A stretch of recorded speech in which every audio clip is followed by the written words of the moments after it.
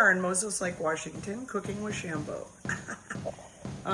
So you can see right over here, I minced up the sweet onions. I pulled 2 quiche shells out of the freezer, and I chopped up some deli ham, but I like to use about 8 ounces of ham. So we're gonna look in the fridge here and see if we have more ham. And let's see here. Here's my fridge. I got all my cheeses and oh, we got more ham. Okay, so we'll just cook up some of that for one of the quiche. We have sausage in here. This is my refrigerator.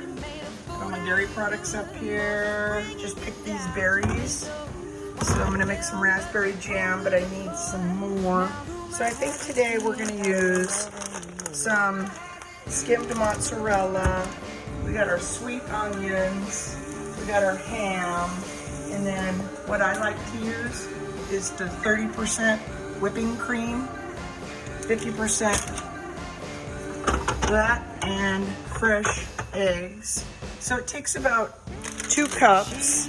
So we're gonna do like a cup of the 30% whipping cream with eggs, and then we'll mix that up. But it's really important on the shells. Let them thaw completely if you're using frozen ones. And then you just wanna take a fork and poke them so that they don't bubble up. So we're gonna do that right now. And you wanna set your oven at 375. Boom. And you wanna cook them for about 40 minutes or until they're brown and the eggs are set up. So here we go.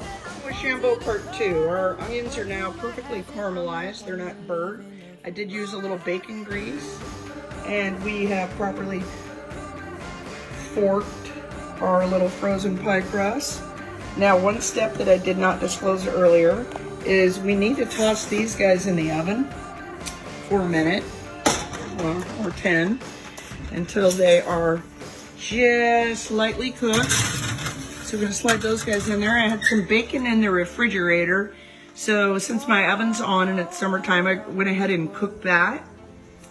And we'll be right back for step 3. All right, we're going for step 3. We need to get the rest of this ham chopped up. Knife skills. Put your fingers up against the knife. Nice good grip. And just pop through. Boom, boom, boom. Just like that. You want to keep your pinky and your thumb behind the knife. Turn it.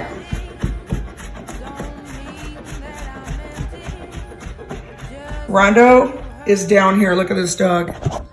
He's like, Mommy, can I please have... Go lay down. Go on. Rondo, go lay down. Go to your spot.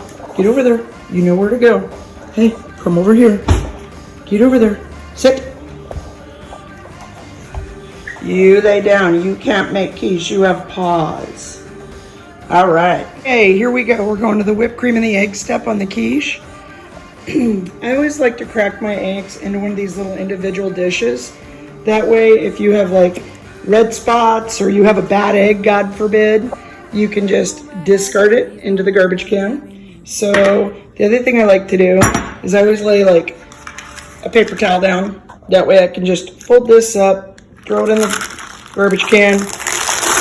Clean as you go, very important.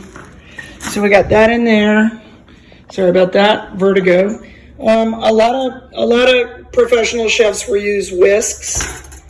I was a professional chef and now I'm a home cook. I like to use like a dinner fork because it really gets the eggs fluffed up well.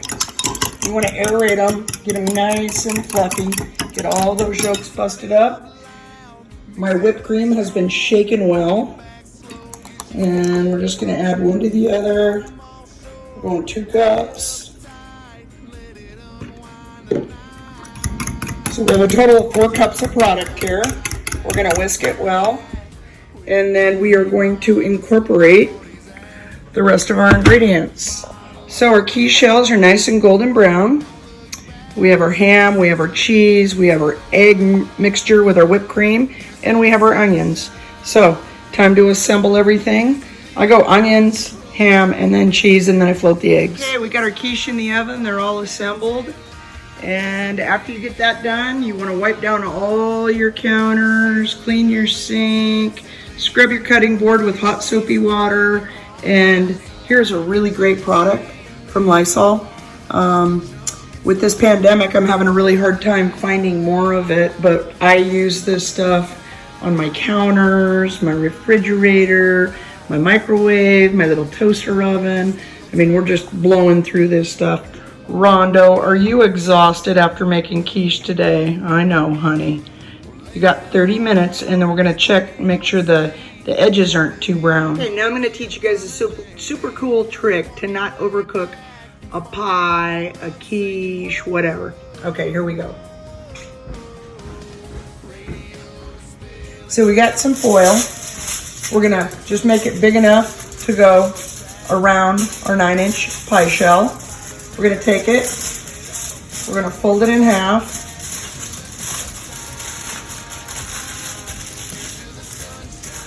And we're gonna take a pair of scissors, and all you're gonna do is just cut a little half moon.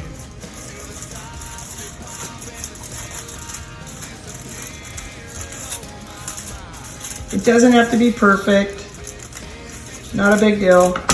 All you are trying to achieve is foil to go on the outside of the crust, but still allow your egg mixture to evaporate liquid so that you don't burn your quiche shells. Awesome. They've been cooking for about 17 minutes. The crusts were perfect golden brown, exactly what I wanted. So I've just pulled these out. I put their little foil bonnets on them. And now I'm gonna stick them back in the oven.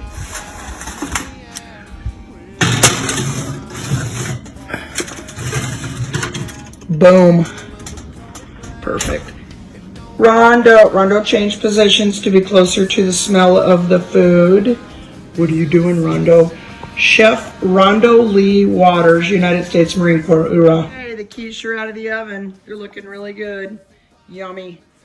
Rondo's like, oh my God, can I please have some? Well, lay down, honey. Okay, so our quiche is really fluffy, nice deep dish pie shells. So just to recap, our oven was on 375. We stated all our ingredients with quantities: 2 pie shells, 1 jumbo sweet onion, 16 ounces of minced ham. We used 2 cups of eggs, 2 cups of whipped cream, and about a half a cup of mozzarella per quiche. Do not use Parmesan for the simple fact it is way too salty with like cured ham. All right, we'll see you next time. This is Shambo. I think I'm gonna go make jam now.